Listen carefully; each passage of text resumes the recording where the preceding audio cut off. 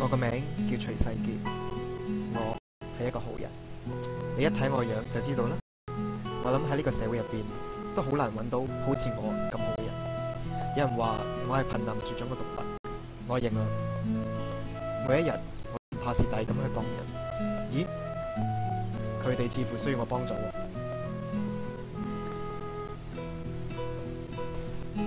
唔好打交係唔好噶，以和為貴啊嘛。做個好朋友啊！我又做咗一件好事啦。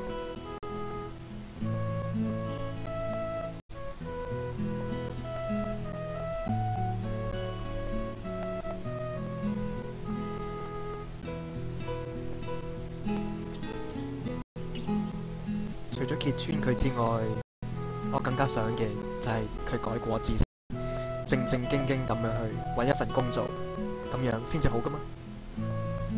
我仲鼓勵佢，希望佢能夠重新做人。一睇個樣就知道佢需要幫手啦。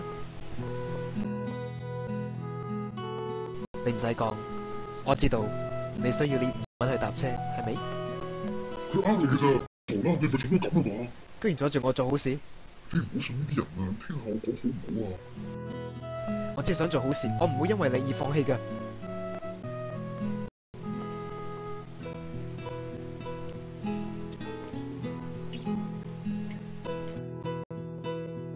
喂，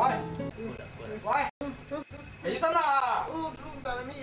電話都響啦，仲喺度瞓，快啲聽啦！喂，有張紙喺度啊，寫電話我真係放。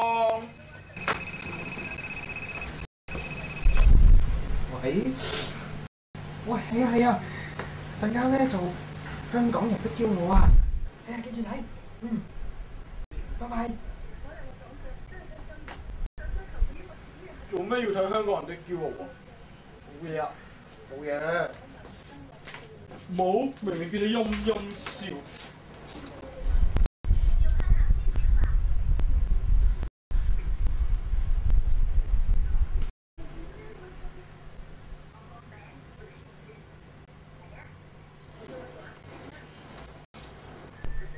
喂，咪啦，你都係講一次個電視節目名俾我聽啦，驚你唔記得啊！阿哥，啱啦，好啦，你記得睇啦，拜拜。做咩事要睇香港人的驕傲啊？咁好睇啊嘛！好睇？喂，嗰度有張紙喺度啊，寫電話㗎，係咪你㗎？咩紙啊？呢張啊！咩啊？冇嘢啊？冇嘢？冇咩啊？咪冇嘢咯，冇咩啊？冇嘢咯。咩人嚟㗎？個咩人啊？黎曉晴新朋友啊？普通人啫嘛。普通人？90807106啊，我記得咗咯喎。喂，阿哥，咪煩啦。打個電話去問咪得咯，好簡單啫嘛。喂，阿哥，咪撥啦。我借咗錢俾佢咋。你借錢俾佢？你借錢邊個啊？嚇！你借咗幾多錢俾人啊？講啊！你邊度借錢咪攞得翻錢嘅嚇？你咪你啦，阿哥。我咪你，我係阿哥啊！今日香港人的驕傲咧，揾嚟嘅主角就係喺條街度揾到10蚊，但仍然路不拾遺嘅徐世傑啦。阿世傑啊，不如你講下當日事發嘅經過啊！好，大家好，我係徐世傑啊。咁嗰日咧講起就遲課啦。原本我喺公園度等我哥啦，點知等咗幾個鐘佢都唔嚟喎。咁於是乎我諗住周圍行下啦。哇！點知我竟然揾到個公文袋喎！哇！公文袋入邊全部都係錢啊！咁你當時嘅感覺係點㗎？咁我當時嘅感覺都好冷靜。於是乎睇下入邊有幾多錢啦。哇！數數埋埋身邊原來有10萬蚊咁多啊！咁於是我諗會唔會係有人跌咗嘅咧？咁啊，我見到咧公園有個阿生咧，咁喺度周圍揾嘢喎，好似咁。於是乎我就攞公文袋過去俾佢睇下啦。點知原來真係佢啊！還咗俾佢之後咧，佢最尾都唔請我食飯添啊！阿世傑啊，咁你當時有冇一刻諗過，不如攞呢啲錢去算啊？咁啊冇喎，因為啲錢係人哋噶嘛。係啦，可唔可以咧將呢段片咧幫我打翻個格仔啊？因為我驚俾我哥認到，佢認到嘅話一定打死我㗎。最好做埋聲音處理啦。唔使驚喎，世傑，你做咗啲咁好嘅事，你阿哥一定會引以為傲嘅。好啦，今日節目差唔多啦，不如我哋一齊同觀眾講聲拜拜咯。拜拜。我都幾上鏡啊，嗬！你覺得你自己好威啊？我唔係威，我覺得咁就係應該嘅。應該係係啊嗱，但係10萬人你俾翻人，你有冇搞錯啊？有咩錢係人哋噶嘛？好，我唔講呢樣住。由細到大點教你啊？叫你唔好蝕底俾人賣，而家你借錢俾人，你仲冇心搏咩？你做咩英雄啊你？你咪你我啦哥，咪你！你打！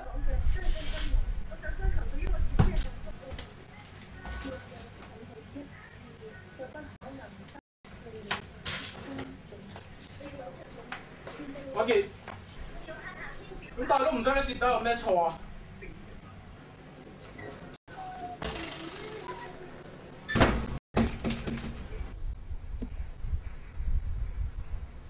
你撞到我，sorry 都冇聲喎。撞下你啊，冇啊？嚇？撞到我好痛啊！點計啊？你撞到唔使咁大聲嘛？就咁撞下你啊！做咩啊？望第一大晒啊？先生，唔好鬧交得唔得？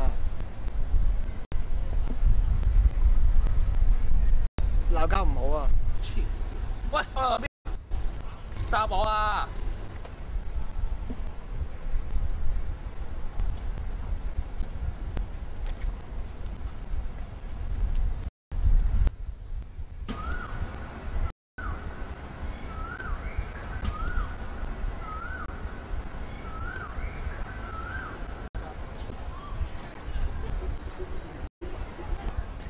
先生，你唔好再呃人啦！我查過啦，香港冇機構好似咁喺度賣嘢㗎。喂，先生，你唔好再呃人啦，先生。先生，我講真㗎，你不如正經揾份工啦，先生。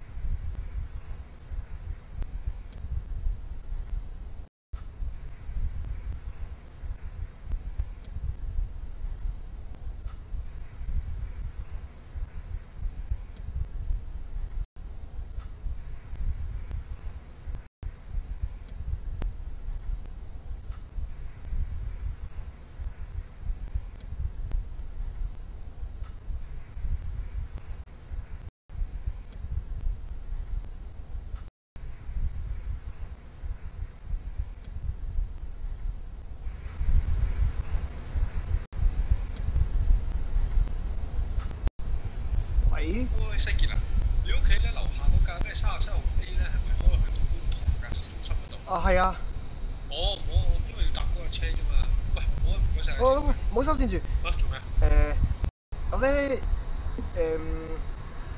想問啊，咁其實唔係，即係我有個朋友，咁佢之前就借咗錢俾個陌生人，咁就約咗呢個人咧嚟還錢，咁但係呢個人遲咗成3個字都未出現喎，你覺得呢個人會唔會出咗意外啊？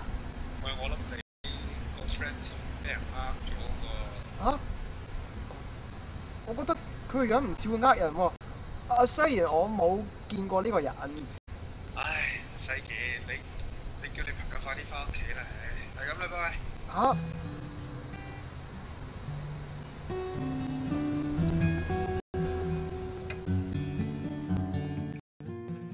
我喺度諗，我係做錯啲乜嘢咧？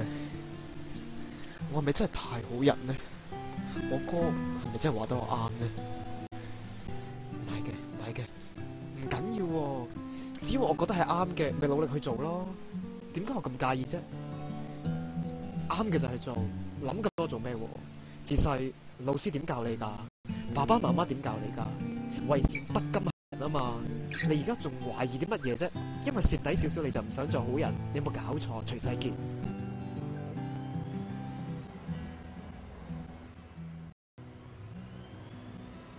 唔好意思啊，小姐，我頭先唔見咗銀包啊，可唔可以借50蚊俾我翻屋企啊？嚇！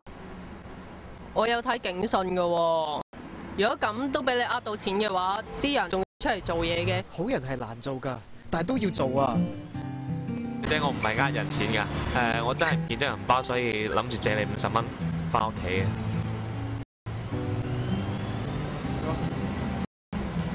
喂，先生，我留低電話俾你啊，我還翻錢俾你啊！各位觀眾，歡迎收睇今集嘅《香港人的音樂》。今集我哋嘅主角喺太京演樂嘅就係坐喺我身邊嘅徐世傑。你好啊，世傑。你好。世傑啊，可唔可以同我哋講下咧？你點樣今次幫助警方搗破咗國際人口販賣集團嘅經過咧？其實當日咧，咁我公園啦，咁我見到一個男人好大隻，好惡㗎。咁咧佢就喺度蝦緊一個年輕人喎。咁原本我諗住過去幫個年輕人嘅，但係我心諗都係冇多事啦，咁我就走啦。但係諗下，覺得唔對路啊，我覺得有啲嘢嘅。咁於是翻轉頭啦，但係呢個時候，嗰個男人已經捉咗個年輕人上 van 仔啦。嗰刻我真係唔知我點做，不過我就記得個車牌咯。於是乎我就報警。本身世傑當時又即刻去報警，令到警方喺立即拘捕到呢個男人集團。多謝收睇今集嘅《香港人的記號》。世傑，我哋同觀眾講聲拜拜啊！拜拜。想知道更加多，請留意我哋嘅 Facebook，上去俾個 like 我哋。